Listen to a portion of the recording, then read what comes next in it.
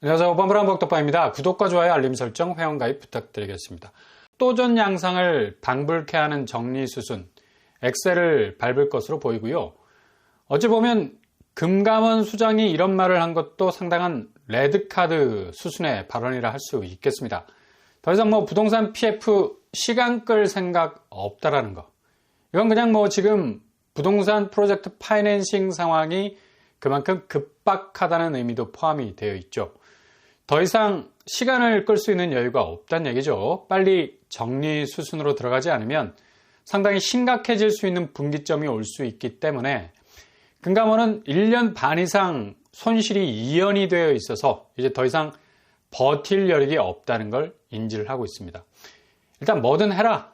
충당금을 기준치만큼 쌓든지 아니면 매각을 하든지 뭔가 확실한 액션이 나와줘야 판단을 내리겠다는 건데 그냥 그렇게 사업성 하나만 믿고 버텨왔던 세월이 이젠 더 이상 용납이 안 된다는 얘기입니다. 그리고 금감원에서 충격적인 발언도 했죠. 태영건설 유동성이 상당히 컸던 회사였는데 이거 계속해서 부실이라는 잽을 맞으면서 가랑비에 옷 젖는 격으로 버틸 수가 없었던 측면, 앞으로 태영이 어떤 구조조정의 단계를 밟아가면서 정상화될지는 미지수지만 금감원에서도 태영건설 문제를 아주 심각하게 들여다본다는 취지의 발언을 한 거죠. 지금 태영건설 구조조정 작업이 단계마다 걸림돌이 산재에 있어서 언제 그냥 덜커덕 걸려서 넘어질지 모르는 위태위태한 상황이 진행이 되고 있는데 최근에 3,700억 자금 문제 때문에 다시 한번 엄청난 위기를 맞이하게 됐습니다.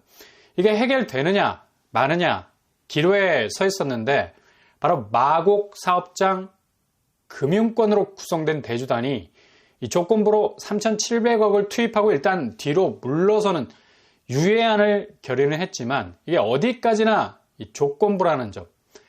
마곡 사업장은 복합시설이 들어서는 곳인데 자금이 3,900억 정도 필요한 시점에서 지금 유동성 위기가 터진 태영이 이걸 빨리 해결할 능력이 없는 거 당연한 건데 그러니 자금줄이 말라버린 상태에서 이 사업장을 어떻게 진전을 시킬 방법이 없는 거죠. 그러니 연대 채무 행사 조건부 유예라는 결정 내리고 일단 자금 3,700억을 대주단에서 투입하기로 결정을 내린 겁니다. 이것도 되게 이례적인 일 아니겠습니까? 구조조정 상태에 있는 기업에 대해서 상당히 과감한 유예를 해준 건데 아무튼 태영건설 구조조정은 매번 이렇게 자금에 대한 암초를 만나고 있어서 앞으로도 첩첩삼중일 것 같습니다. 진행되는 워크아웃상에서 뭔가 이상 징후가 다시 나타날 가능성이 있는데 금감원이 아주 면밀하게 들여다보면서 금감원장이 PF 문제 더 이상 좌시하지 않겠다는 속도론을 언급한 것도 이런 맥락에서 그냥 어영부영했다가 1년 6개월 동안 손실을 이연시킨 이 금융부담에 대한 총체적인 딜레이가 결국은 파국을 맞을 수 있다는 위기감을 확실하게 느끼는 것 같습니다. 그래서 더 이상 손 놓고 있지 않겠다는 이 느낌의 발언을 한 것 같은데 아무튼 지금 PF 문제가 상반기 부동산 시장의 가장 큰 변수가 될 것 같습니다. PF 부실이 더욱 가중화될 수밖에 없는 건 바로 현장에서 분양 성적이 거의 대참사라고 얘기할 만큼 엄청난 어려움을 겪고 있다는 사실이죠. 단적으로 경기도 아파트 4가구 중에서 3가구가 분양에 실패를 하고 있습니다. 그리고 실제로 공급도 계속해서 졸졸졸 줄어들고 있어서 경기도 민간 아파트 분양 예상치보다 무려 30%가 줄어버리는 것으로 나타나는 상황에서 이렇게 겨우겨우 분양을 해도 거의 분양 성적은 참패를 면하지 못하고 있는 거죠. 경기도 미분양 주택 수는 거의 1만 가구에 육박하게 되고요.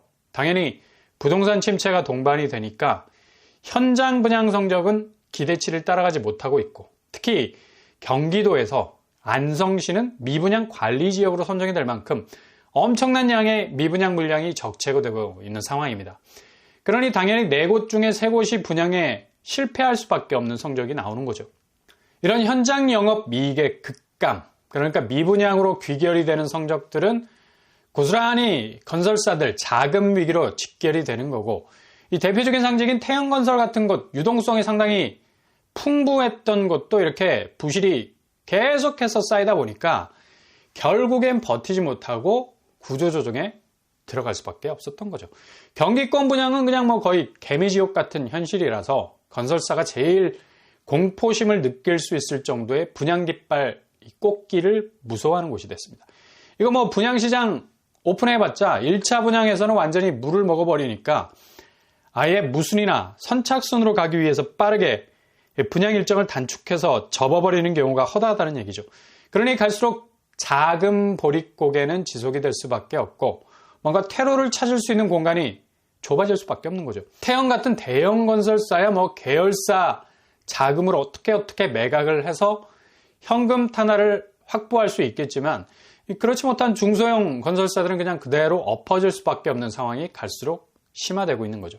지금 전세가가 꿈틀거리기 시작을 한다고 뭐 온 세상 분위기가 달아오르고 있지 않습니까? 그래서 늦기 전에 집을 사자, 뭐 매수 심리가 살아난다고 하는데 특히 서울 아파트 전세값이 1년 내내 상승 흐름을 타고 있어서 매매 시장도 이런 백업을 확실하게 받을 거라는 보도가 나오는데 실제로 지금 전세가 오름세를 보더라도 뭔가 근거가 상당 부분 약하다는 걸 볼 수가 있죠.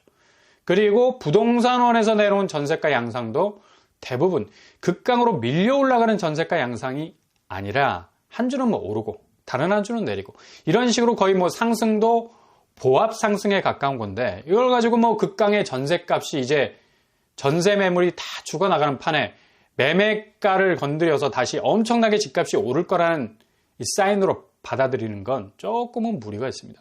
지금 전세 시장, 매매 시장 공통적인 현상은 바로 수요가 줄고 있다는 얘기죠.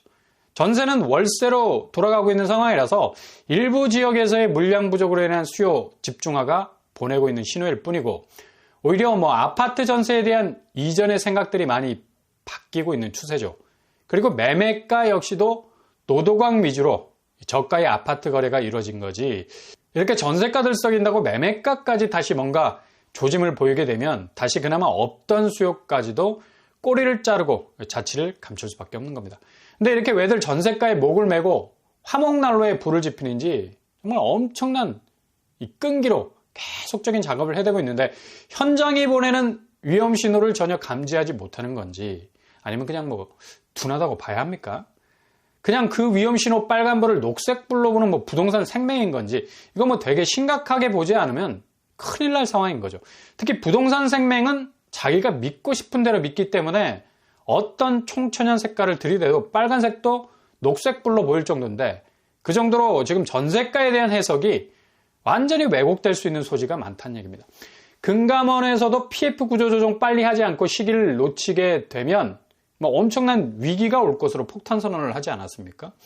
특히 태형건설을 언급한 것은 이게 워크아웃 자체가 매일매일 새롭게 드러나는 암초가 있기 때문에 생각보다 쉽게 진행이 되지 않고 있는 거죠.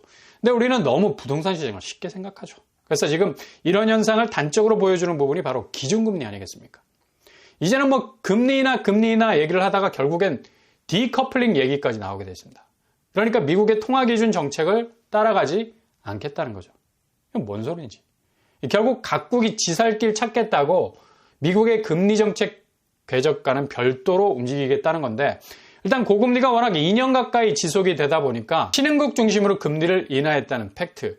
근데 이렇게 남미 국가에서 금리를 인하하는 건 금융시장에 전혀 미동도 않을 수 있는 미미한 영향이라서 그리 큰 의미는 없는 것 같아 보이고요. 오히려 인도네시아 같이 지금 한창 경제가 잘 나가는 나라는 오히려 금리를 인상을 했습니다. 이거 뭘 말하겠습니까? 그만큼 미국의 통화정책에 대한 촉을 세우고 자국 내 자본 유출 단도리를 잘 하는 나라는 그나마 이런 세계 불황 속에서도 선전을 하는 거고 남미 일부 국가들은 뭐 얘네들 뭐 경제 자체가 답이 없죠. 금리 올리면 뭐 오히려 다 죽게 생겼는데. 그러니 미국과 디커플링 하는 게 아니라 그냥 얘네들은 애초에 그렇게 마이웨이를 별도로 갈 수밖에 없는 나라들이라는 얘기죠. 한국은 지금 아무리 디커플링 얘기 나와도 눈꺼플링이 될 수밖에 없는 게 자꾸 눈이 감겨. 그만큼 물가가 안 잡히는 수준에 와 있고 경기 자체가 침체 국면으로 가고 있어도 부양을 위해서 인하를 못하는 게 초반에 말씀드린 부동산 PF 문제가 깔려 있고 가계부채가 세계 3위 세 손가락 안에 드는데 무슨 뭐 불난 집에 기름 부둥켜 앉는 것일 수도 없고 이렇게 엄청난 문제들이 발밑에 깔려 있기 때문에 하나는 절대로 금리 인하 카드를 꺼낼 수 있는 처지가 못 된다는 얘기죠. 그러니 자꾸 집값 분위기 띄우기 위한 전세가 상승, 이것도 참 애매한 지표인데 끄집어낼 수밖에 없는 거고, 금리 이제 뭐 내린다 그러다가 디커플링 얘기까지 나오고 있고, 그러니 자칫 지금 상황을 완전히 다르게 읽을 수 있는 여지가 충분히 있다는 거죠. 완전히 꼴대가 바뀔 수가 있습니다. 자기 골문으로 볼을 찰 수 있는 해석도 나올 수 있다는 얘기죠. 그래서 무조건 지금 상황에서는 아주 조심스럽게 움직이셔야 되겠습니다. 일단 무조건 분상제라는 가두리 안에서 기회를 잡으시라. 그리고 툭툭 나오는 무순위도 잘 들여다보시면서 지금의 상황을 예의주시하는 것이 필요하다. 조금씩 액션을 취하시면서 움직이면 생각지도 못한 기회들이 올 수 있다는 얘기죠. 오늘 20일 날짜로 나오게 되는 레미안 원밸리 구평 가격이 조합원 가격 기준으로 19억에 나왔죠. 액면 그대로 분양가만 보면 그냥 뭐 손절인데 실거주 의무가 적용이 되지 않아서 전세가가 18억 정도 매물로도 나와 있어요. 일단 계약금이 어느 정도 확보가 돼 있다면 전세보증금으로 커버를 칠 수 있는 여지가 있기 때문에 고려해 볼 수 있는 부분이 있겠습니다. 자체 시세는 같은 구평이 40억이 넘어갑니다. 이 시세 방어력이 확실히 있다고 봐야죠. 오늘 날짜 5월 20일에 마감이 되니까 체크를 한번 해보시라. 여기도 뭐 분양가 상한제가 적용이 돼서 자체 시세 대비 그래도 어느 정도 경쟁력을 갖춘 곳이라 할 수 있겠습니다. 그리고 똑같은 레미안에서 나오는 곳, 바로 레미안 원펜타스. 이게 완전히 반전이 일어났죠. 여기 3년 전 땅값을 그대로 적용받게 됐습니다. 굉장히 의외죠. 분양가 최대로 높게 받으려고 후분양을 선택을 했었는데 3년 전 받은 택지 감정평가액을 고스란히 수용을 해야 해서 뭐 유권 해석이 다시는 택지 감정평가를 받을 수 없다는 규정이 있지 않습니까? 꼼짝없이 3년 전 택지비로 분양가가 나오게 되는데 보통 여기 반포 쪽은 평당 7천 정도 예상을 했었는데 이렇게 되면 레미안 원펜타스는 평당 6천 정도, 뭐 그래서 엄청나게 비싼 그런 분양가지만 당초 평당 7,500에서 1,500만 원 정도 내려갔다고 합니다. 그래서 주변 시세보다 20억 싸게 나올 것으로 보이고요. 일반 분양분이 290세대 넘어가는 정도 돼서 대략 300세대 기회가 생길 것으로 보이네요. 후분양이지만 일단 뭐 실거주 의무 유예로 바로 전세 놓을 수가 있고요. 충분히 전세보증금 활용이 되기 때문에 본인 자금이 거의 들지가 않죠.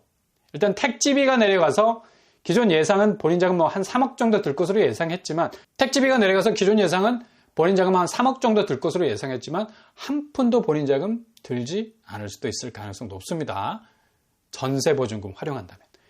이렇게 원펜타스도 뭐 그렇게 높은 넘사벽으로 보이지만 실제적으로 가만히 들여다보면 어느 정도 도전을 고려해 볼 만한 분양가는 뭐 굉장하지만 상대적으로 다른 곳보다 분양가가 택지비 때문에 싸게 나온다는 결론이 나온다는 얘기입니다.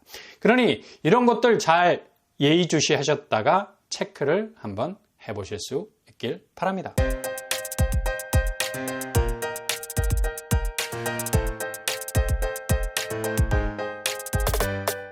오늘의 부동산 캐릭터 확실히 금감원의 경고는 뭐 세게 들릴 수밖에 없고 태영건설의 앞으로 추이가 주목이 될 만합니다.